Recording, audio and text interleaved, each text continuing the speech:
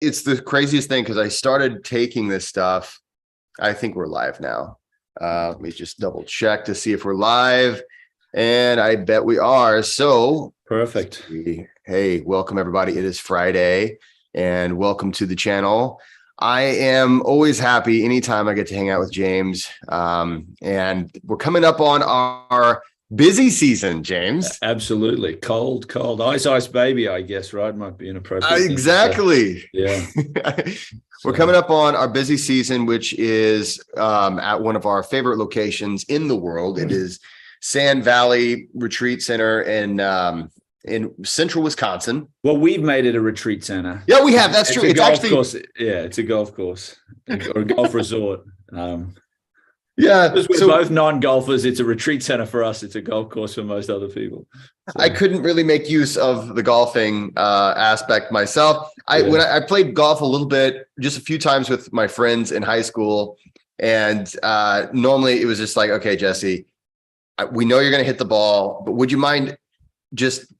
We're not going to chase after it because you're going to be doing that all day. So just maybe you can just drive the cart. Driving the cart was my favorite part, really. Absolutely. I'm a bit the same. Yeah. It was just like, hey. So, hey, I do want to start off, though. Got to talk about the sponsor of the channel, guys, Magic Mind. Here it is.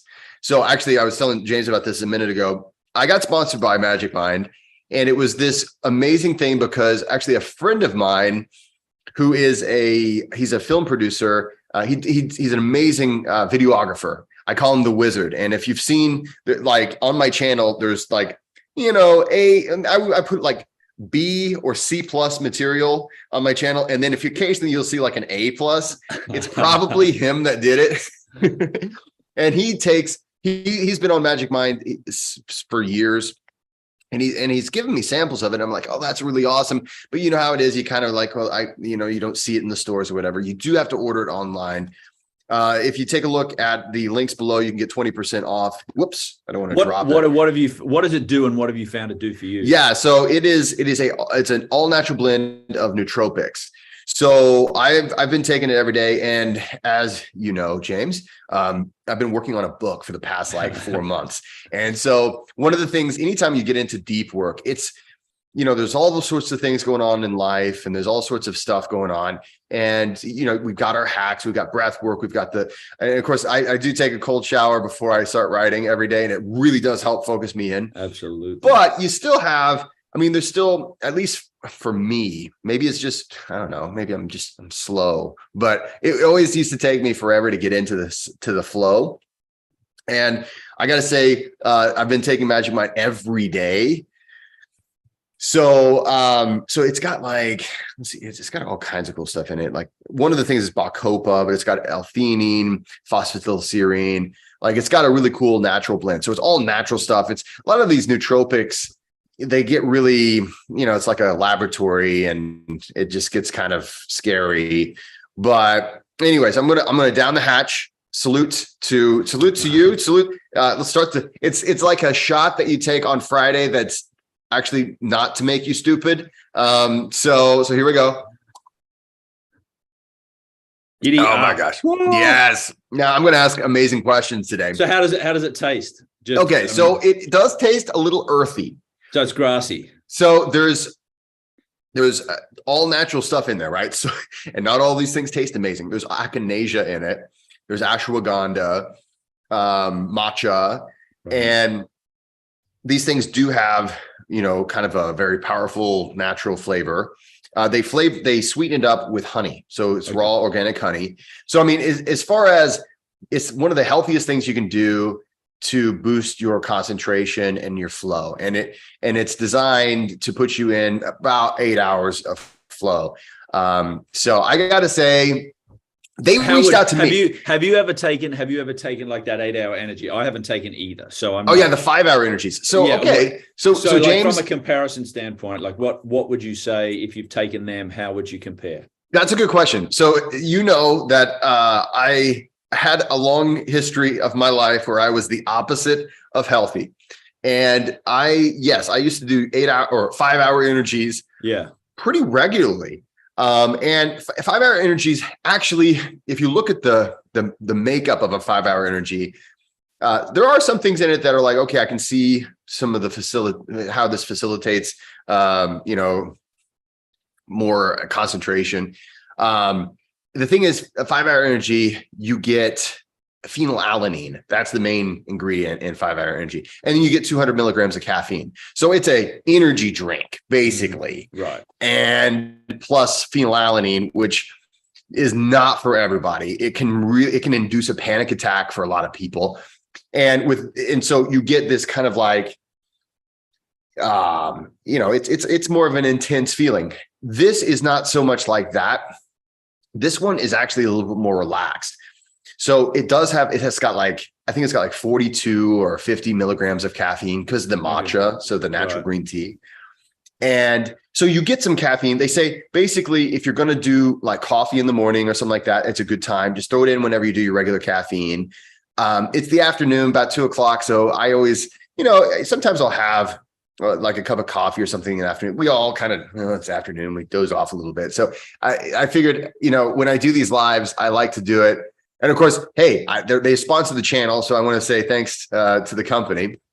But absolutely, yeah, when they reached out, I was like, oh, dude, yes. I've been meaning to order your product for a long time. And so it worked out really well.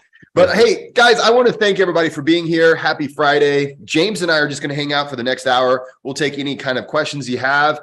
So James and I have been working together now. Man, James, how long have we known each other now? It's been since 2018, I think, right? Yeah. So what's that? 5 years, 4.5, 5 years? Yeah.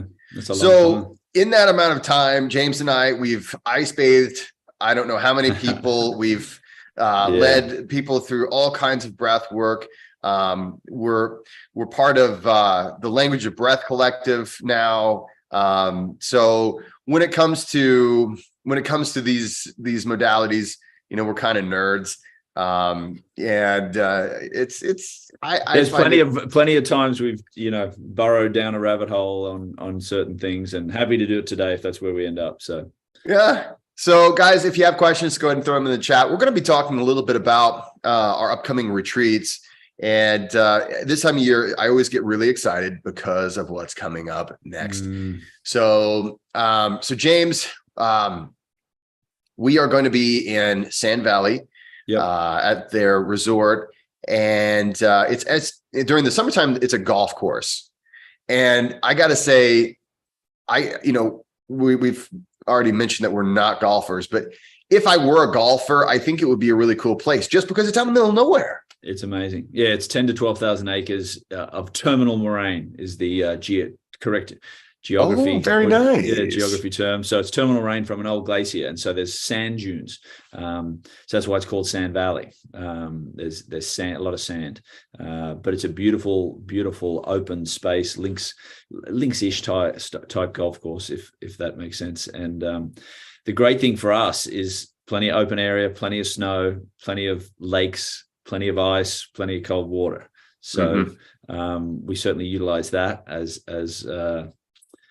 modalities to cold exposure. And then absolutely. And they have phenomenal food. I think one of my favorite parts about it, right, when, this is something that I've been leaning into a little bit more, obviously the sub and unconscious brain, the sympathetic, parasympathetic, autonomic nervous system, being able to detach is not is easier said than done. And when you park yourself out in the middle of nowhere, you walk outside there at night on a clear night, there is little to no light pollution. And it's like, whoa, I'm looking at a different sky. And I've actually had customers or clients or guests come and say, actually, I didn't sleep so well the first night because it was so gosh darn quiet that I didn't really know what to do. There's no noise pollution, no light pollution. It's amazing. So what I'm sort of saying is it's an amazing place to detach. And that really helps, through the breath work and the cold exposure. We're uncoupling some of that more conscious programming that we have as we activate our sympathetic, parasympathetic, and when we get into that parasympathetic state, we can really detach and let go of some of that programming that doesn't serve us so well. Yeah. These winter retreats that we do, they I want to speak to that nature thing again too, because this is something that we don't do enough of, and that is get out of our everyday, grind, get in the car, go to the work and come back home and do it again.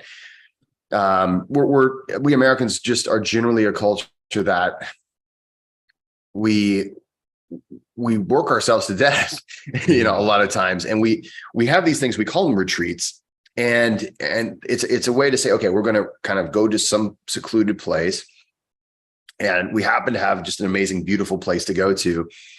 And I think it's really important, especially as, not necessarily if you're into, New Year's resolutions or anything, but as a way of just saying, this year is going to be a great year. This is, I'm stepping into, just like you said, I'm stepping into the person that I want to be. I'm doing something purposeful that is, it's different than just, I'm buying a new thing on, this or that. I'm getting a new toy or something. I'm doing something, I'm investing some time and money in who I am. And the thing is, what happens is people get addicted. We've got people coming, that's like the third time, right? And we've been, this is our third year to do it. And yeah. But why not? Why not recharge every year? And the other thing that I will mention, from a value perspective, Sand Valley, along with Jesse and I, are very conscious about making sure it's as affordable as we can make it. I think there's a lot of places where it's like, let's do this retreat so we can, make a ton of money. And certainly our time is worth something. But what I'll tell you, to get the food that you get in the accommodations that you get Jesse and I for 2 full days. The prices have stayed the same. This is the third year we've done it. The prices so there is no inflation. No inflation. That's probably like the only place that there's no inflation. And again, I'm not sure we'll be able to sustain that again moving through next year, because I know that was a discussion when we were negotiating price this year. But so it's January 6th through 8 is our first retreat. So that's a Friday. It starts on a Friday night. We have full programming on Saturday and through Sunday, with enough time that you get to enjoy the amenities and those sorts of things. But we come in Friday night, we have a meet and greet, cocktail hour, then we have dinner together. Then we'll have a little session afterwards where we can get, set an intention, for the want of a better term, and we can coalesce around a common sort of theme for each of us.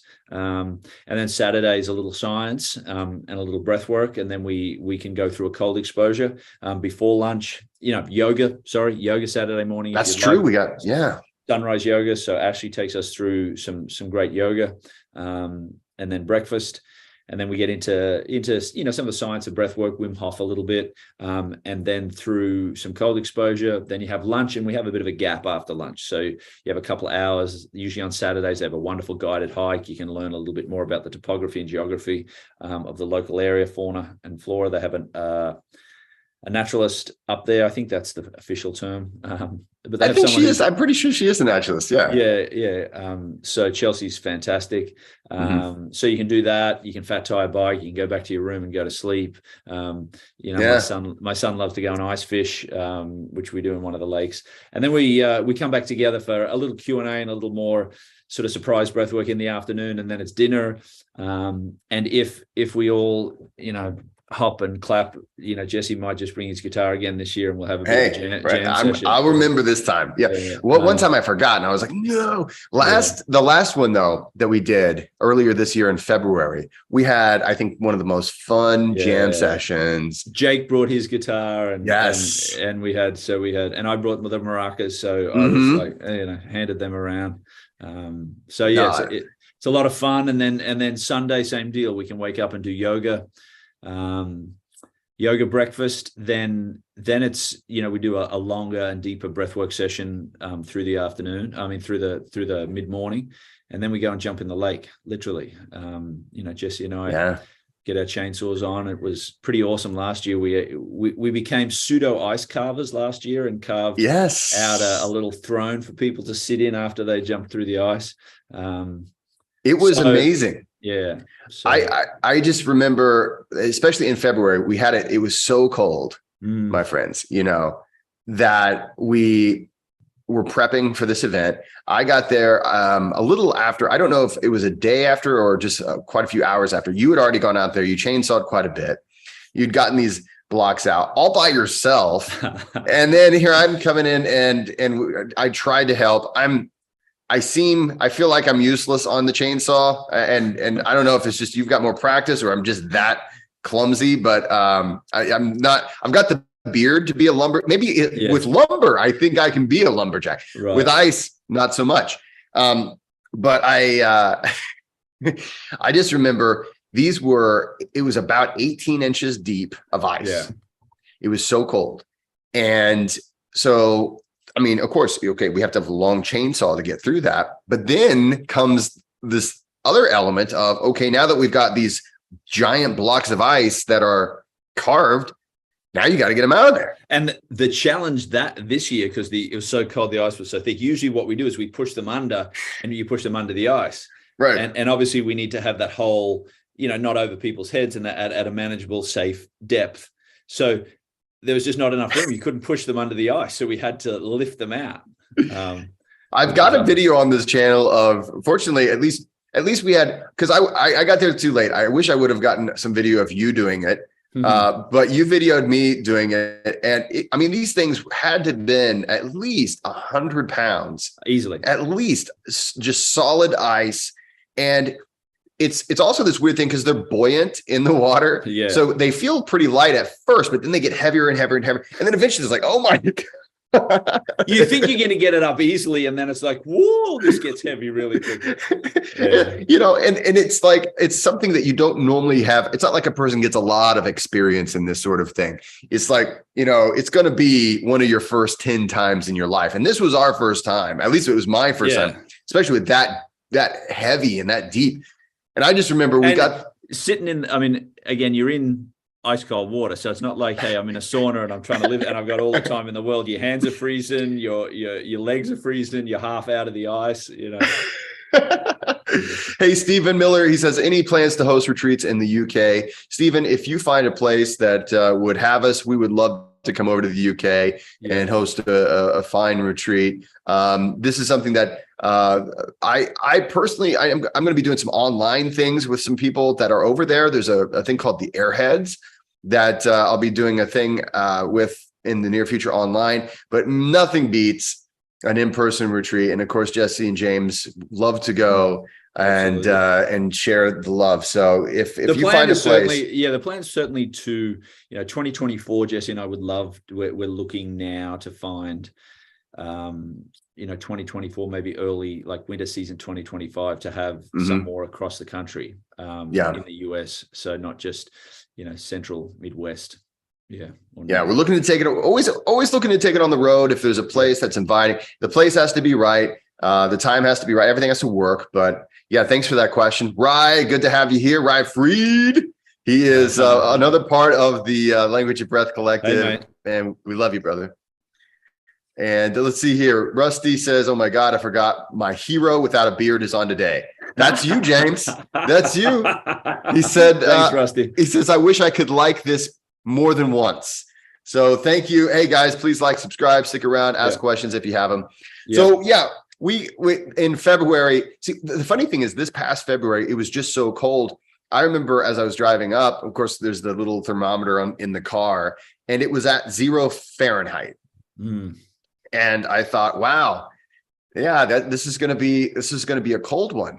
And so, but the nice thing is, when you have a retreat place that is this perfect, and we really lucked out. This is one of those things. A few years ago, they reached out to you and we're like, hey, let's do this. Let's make it happen.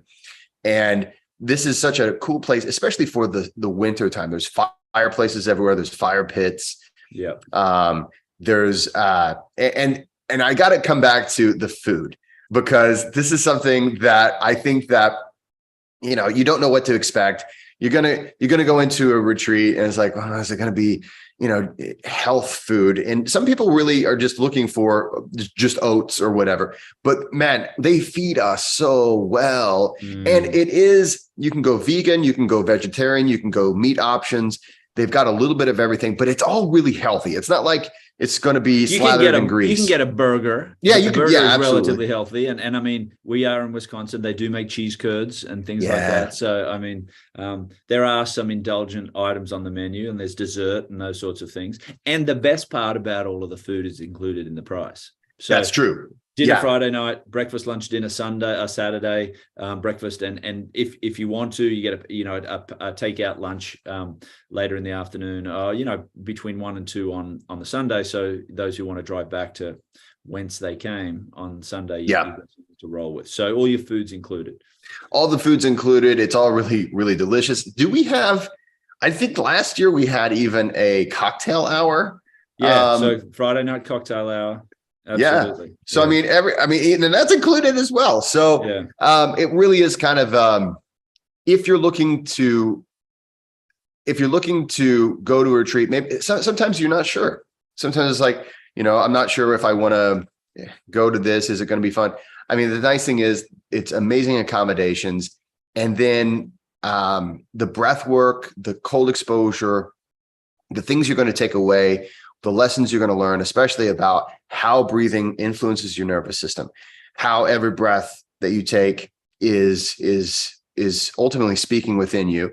And one of the things I love about this is our tradition of intention setting at the beginning and circling back, at the end. And so we've got, it's an amazing thing. And so our dates right now, we've got January 6th through the 8th. Is that right? 6 through 9, 6 through 8. 6 through the 9th. Friday 6 through 8. 6. Yeah. Friday night, Saturday, Sunday. So Friday the 6th through Sunday the 8th. Yeah. And I think it's Friday 25th through Sunday, February 27th.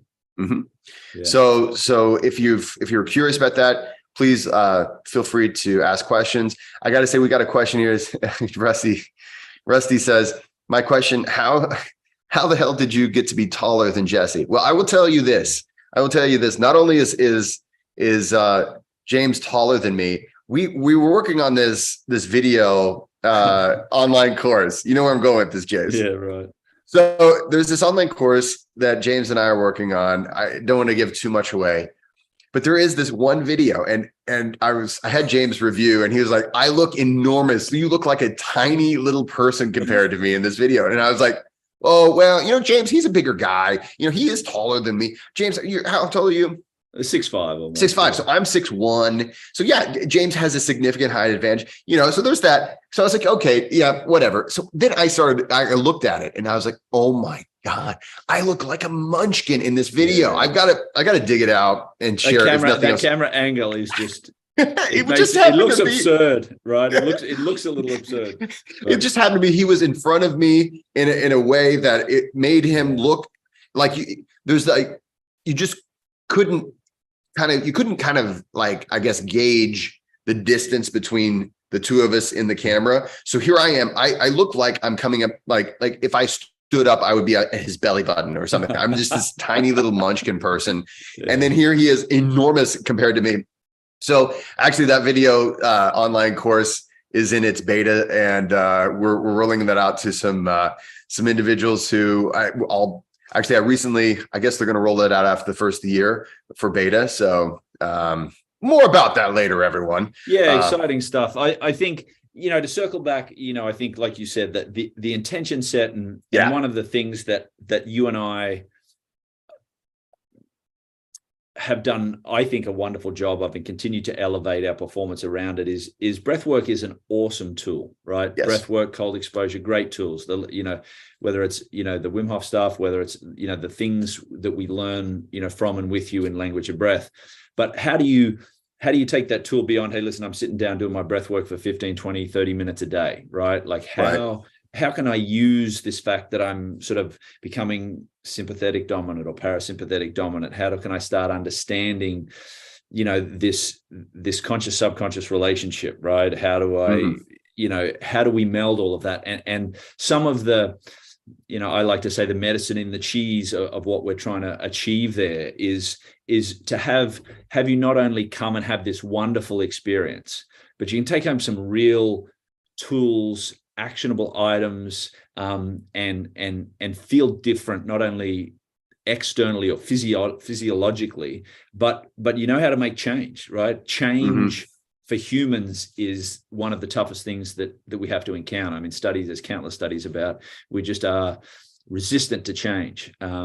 So being able to use, breath work, cold exposure, and the anagrams of those things, right? So choosing discomfort, right? Choosing discomfort to get in the cold. How do I sit in my poop? Let's, like, whether it's a life situation or whatever it is, how do I sit in that discomfort and use that tool? Or, when I'm really becoming parasympathetic dominant because of a breathwork technique that I'm doing, maybe it's an opportunity to reprogram, right? Or as I become really sympathetic dominant, notice. And I mean, what's your quote? Awareness is the key foundation of all positive change, right? So that, I mean, and that could not be truer, right? So breathwork's a thing, cold exposure is a thing. How do I then combine that with awareness and really use them as tools to integrate in and throughout not only my day but my life, right? And I think I just to piggyback on that thought, this is something that change is especially difficult whenever we're continuing to see or at least sense the same cues. So sometimes it is important to take yourself out of that rigmarole, the daily grind, or, okay, I always see this. And a lot of times we're not really consciously aware of these cues. Our unconscious mind is incredibly powerful. It's very, very smart. I mean, it processes infinitely faster than our conscious mind can process, but it is difficult for it to learn new things. It's difficult for it to unlearn, I should say, its habits and a lot of times these destructive behaviors or these unuseful thoughts and beliefs that we have about ourselves. And so one of the things that we can do when we bring ourselves out of the everyday environment that oftentimes reinforces those conceptions, and we bring ourselves to other people who are actually, and the cool thing is you're going to find when you go to these things, the people that go to these sort of things are never just like, it's not like you're finding a bunch of negative jerks and they're just like, they went to I guess, cause trouble. You're going to find a bunch of people who are excited about, oh, wow, this is actually me, and this is what I'm capable of. And you're going to be inspired in a way that it's hard to describe verbally. It's something that you have to experience to really understand. If anybody that's watching, if you've been to either this retreat or other retreats before, you feel free to chime in. But when you have some quality time with quality people, having quality thoughts and really with some real intention in those thoughts and in what we're practicing, you're more likely to take it home. So oftentimes we have the retreat syndrome, right? It's like, man, I feel really good at the retreat, and then as soon as I leave, I'm right back into the old ways. And this is something we remind you about often. Well, the idea, right? Like the neuroplasticity of change too, right? I mean, there was a study a number of years ago where they took workers at a factory. It was a audio car factory, right? So they're doing regular jobs, same sort of job every day. And basically what they said is every day I want you to drive a different way to work. Can be the same two different ways, but each day drive different. And really what they were measuring is their neural activity, right? And neural activity increased by somewhere between 8 to 12%. Just by doing your routine of one thing differently. So like when we change, right, I grew up in the country, so I would drive on gravel or grass roads, and there's ruts, right? And we just get so used to those ruts, and our neurons are the same. They get used to connecting in the same way, the same pattern. So to your point about when we're pulled out of that familiar environment up into a place that is just magic, you're a little bit more open, and then that actual change is these ones go, and then he comes over here and joins somewhere else. And that's change from a neurological level is creating that different pathway, that different rut, to right. feel and all that sort of stuff. So, I think it's one of those things where, we've seen it happen. Our clients have seen it happen. It's something that we would invite you guys to join us for, if you'd like to sign up for this event. There is a website that you can go to. I don't know if I have it handy. I don't think it's in the link yet, but it will be. If you're watching on the replay, it's going to be in the. It'll be in the link below. But it is, if you just simply go to sandvalley.com, I believe you can find us. Sandvalley.com, but you want to click on Pursuits. So it's sandvalleypursuits.com, which is their winter programming. And I think you still do need to call to make reservations. Yep. It's a little old school that way. Yeah, for sure. Yeah. But I will say this. We do a lot of, James and I, this is a part of our life. We put on retreats, we do events and things like that. And this staff is unlike any staff you'll find. So they make it super easy. It's not going to be like, oh, please wait on hold. And then all these things, they make it very easy. It's not complicated. They'll tell you, they'll be able to answer all your questions. They don't have to say, well, let me get my manager and let me find out this. They already know all the things. They're very, very helpful. And so it's not a hassle. So, give them a call, even if you're just wanting to ask some questions. And of course, if you have questions that you'd like to ask us, we've got about 20 minutes, 25 more minutes. And certainly reach out to, Jesse or I on any of the contacts. And just, obviously one of the other important things is how much does it cost, right? So yeah. There's 2 prices and 3 accommodation options. So if you're twin share, so you share essentially like a motel room, it's $825, and that's if you're twin share. So there's 2 of you, or in a room, it's $825 per person. And again, that's 2 nights accommodation. That's all your food. That's Friday night dinner, breakfast, lunch, and dinner Saturday, breakfast and lunch on Sunday, and obviously all of the programming that Jesse and I put on, and then access to the resort and the amenities. If you want your own room, you want to fly solo, $997. And then they have what they call cottages, which are either 4 or 8 bedroom, and they're all. The cottages that I've stayed at are 4-bed, 4-bath with a huge kitchen, fireplace, and they're all king size beds with your own bathroom, and that'd be $997 so 4 of you, or you have a family that wants to go. It's $997 per person that's attending the retreat, but you need a minimum of 4 in order to have the cottage. Yeah, and those, when they say cottage, you just think of that loosely. It's this kind of a glam cabin. Absolutely. And so, you have your own. And most of them look over a lake. Lake. I mean, your view is you're not in suburbia by any stretch. It's beautiful. It's beautiful surrounds for sure. So I got to admit, James, that this year I fell off of my regular ice bathing pattern. And so this is something that I'm writing about right now, and I'm going to be detailing more on the channel. But I am in the process of reacclimating. I've always been taking cold showers, but in the summertime, are they really cold showers even in the summertime? Because I think they get, the coldest in the summer is usually like 68, 70 degrees. And so I'm just kind of reacclimating. Now the showers right now are in the 40s. So that's very nice and cold. A little out of match practice, mate. Is that what you're saying? Okay. But this is a challenge I'm putting for myself, because I know that come January 6th, that far away, is very possible that there will be another opportunity for me and you to get into the frozen over lake, and who knows how deep the ice is going to be. Absolutely. And so right now I just started. So for the longest time I was using my deep freeze, right, and filled it up with water and all this stuff. And it just is not enticing. Like it's in my garage. So it kind of smells like, oil and stuff out there, and gas and stuff. And it's just kind of like, I hated it. Really wasn't something I looked forward to. And so what I decided to do, I just went in, I emptied that. I'm going to use that for what I guess normal people use, deep freezes for, which is, storing food.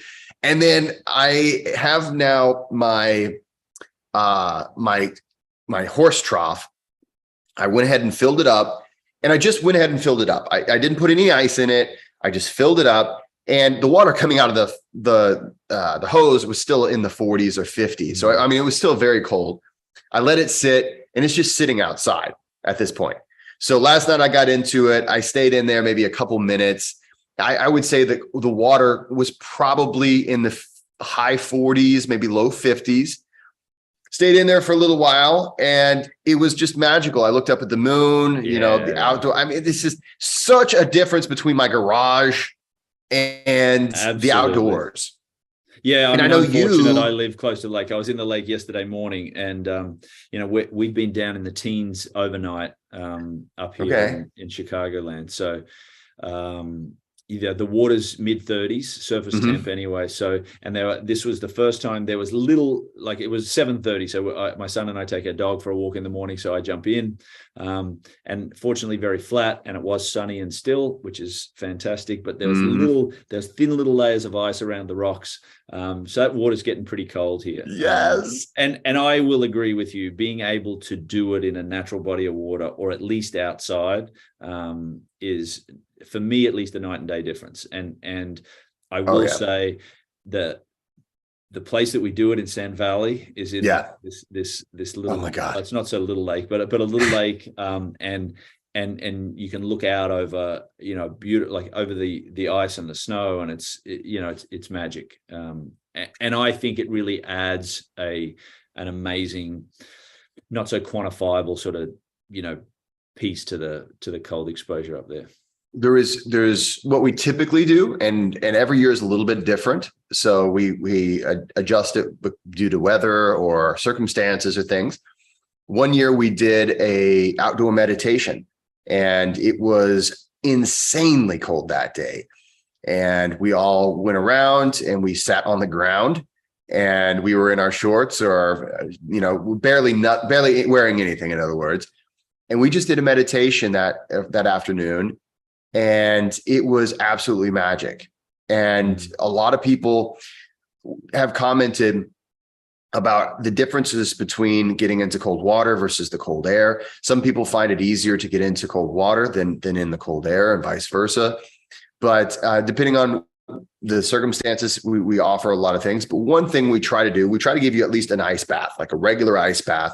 Now, there's nothing regular, about this experience, because, okay, yes, we have the horse troughs. Yes, we're putting, ice in an ice bath, but then we sit you on the top of a hill, gazing out at this open land. Normally it's covered by a nice thick layer of snow, and it's just picturesque. And you're taking an ice bath. Many people, for their first time, they're sitting in there taking an ice bath, just observing the beauty of nature. Just absolutely, it's like, wow, okay. And we do this, we want to give you that experience as well, just so that it's like, okay, this is a ice bath and a horse trough in beautiful nature. Mm-hmm. Sun shining down, and usually we have like a fire to warm yourself up, right? And then we graduate you. You get graduated up to, okay, now we're going to, and in many cases, we're going to walk down the hill, and it's cold. And a lot of times people just go barefoot, which is fine. We don't require that. There's everything's always optional, and you have your choice at all times, obviously. But, some people really want to get hardcore about it. Other people, hey, not so much. That's fine. But you walk down there, and we typically ask people to be quiet during this time and just really reflect, because at this point, we've talked a lot, we've experienced a lot, and it's this amazing culmination of your experience. And yeah, you get to get into this hole, we've got this nice hole in the ice, have a seat, and really claim that power, that inner strength that you have, because there's a part of you is going to say, no, I don't really want to do this. And a big part. Yeah. And every time I do it, it's like, you're nuts, sometimes. So. Yeah. And I think that's important to bring up, because after years of doing it, and of course, I told you I'm reacclimating myself now. And I'm remembering all these things. I'm like, man, this is scary, man. Jesse, you know, this might be too much. But I'm like, I've never didn't feel that way. I always had no, we're not supposed to get into cold water. That's, you know, what are you, crazy? And and people often ask me, like, does it get warmer? Like, are you sensitized to it? It's like, absolutely not. I mean, again, that metaphysical part, metacognition around you're choosing something, right? You're choosing that discomfort. And the more you do that, the easier it gets from a mental standpoint.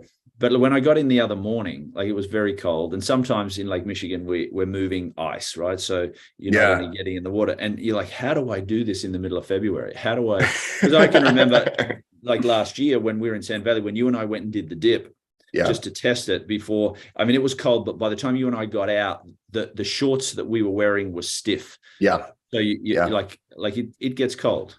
So it is. Sure everyone's safe. And that's the thing where, of course, you know, I wrote that ebook, which I'm gonna fill it out now to a full book because of this experience of me reacclimating. I'm following my own directions. Yeah.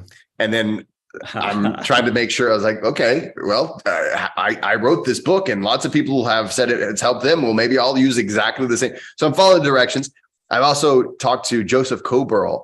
He's the guy, he's broken the world record for the longest ice bath, like multiple times. He does all sorts of ice swimming and things. And he says that, of course, he trains ice swimmers. And he heard about what I was doing. And he said, well, I'll tell you what I tell the people that I train. The hardest season is your second season. And what he's talking about is after a lot of times a winter swimmer they'll get all acclimated the first season, and then they'll lose a lot of it over the summer. And then they'll come back into it expecting to, I can go swim for a half hour to an hour. And then they get humbled.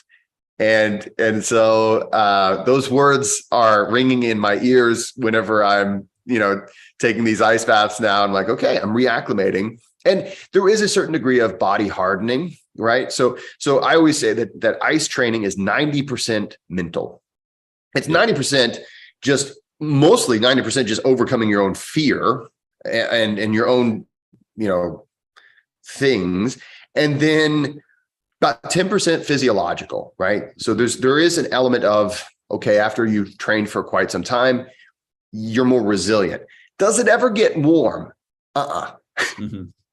I mean, it's just a matter of, okay, I've trained, my body's more physically able to adapt to this. Those capillaries on my skin are stronger. The smooth muscles are the stronger. They're able to close. I think back to your point about the awareness piece, right? Is as you go through this ice training, right? Cold training is you become aware of your body, right? And then, you and I talk about that transition piece of getting from activated to at least in control, maybe not necessarily relaxed, but at least in control. And then, and that piece you're talking about, that 10% of the physiology, once you can start to say, hey, listen, I've got this. Your breath has gone from, 20 breaths a second to, you're breathing in for 4 and out for 4, right?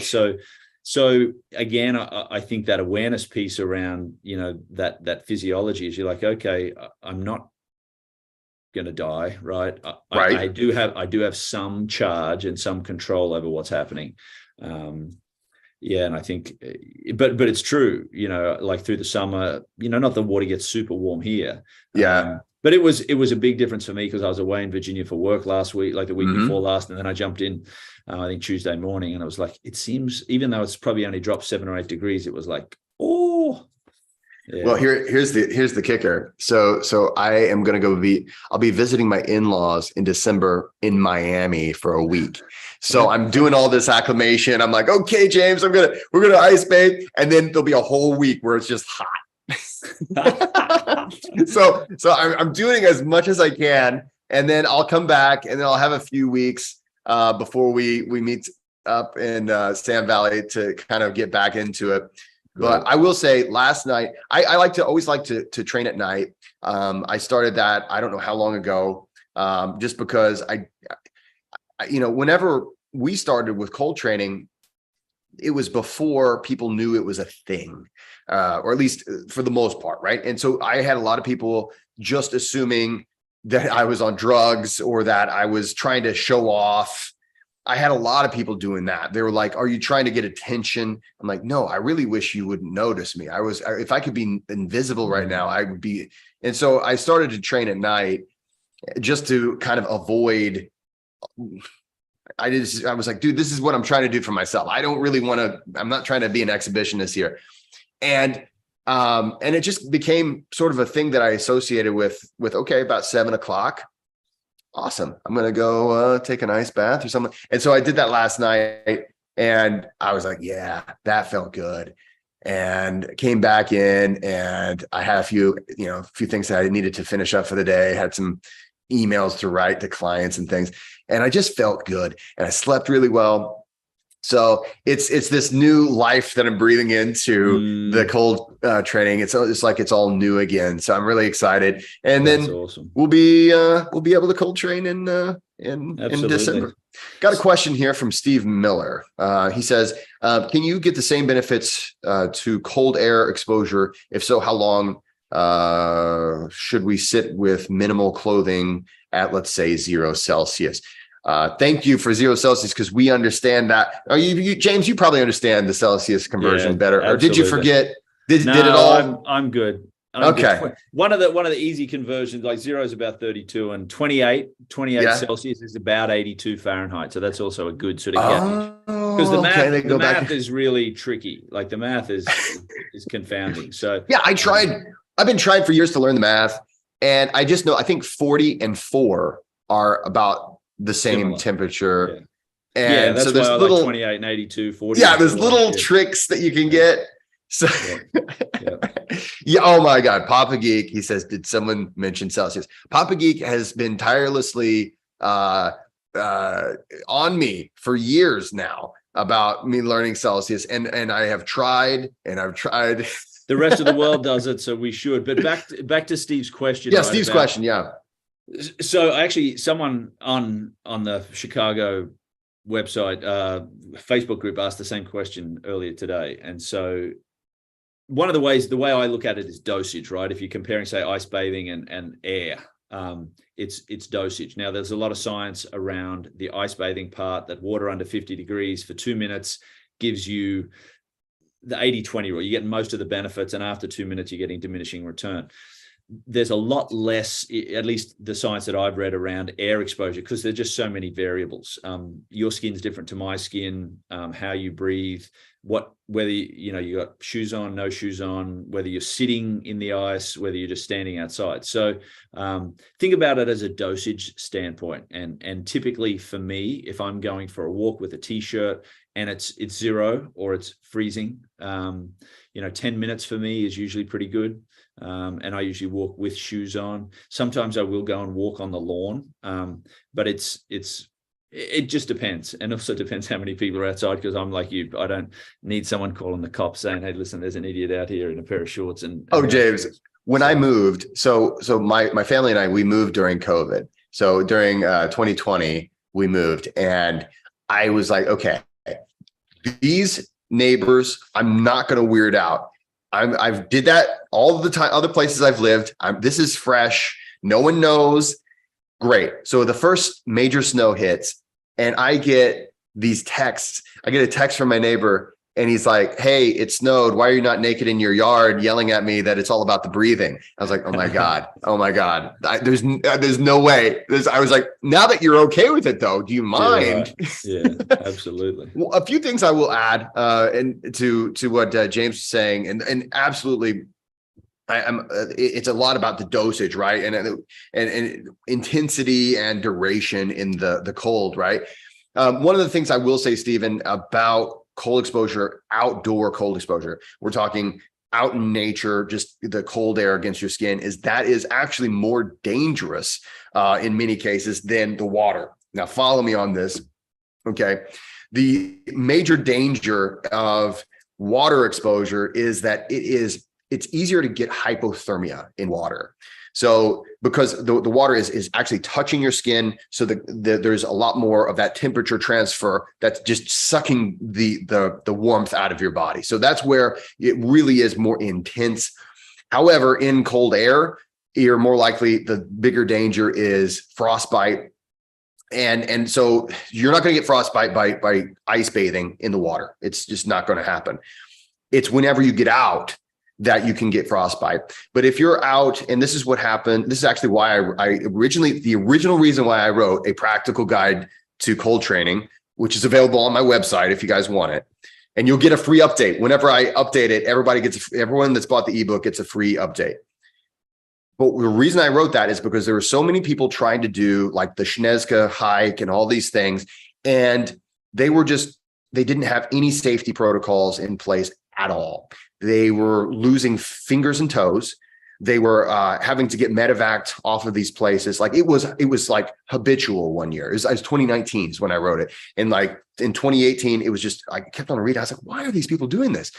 Well, so when you're out in the this cold air, and I like what James said about wearing just a t-shirt, just having that on there. A lot of people are like, well, I'm not going to get the benefits of cold training. No, dude, you're getting the benefits of cold training.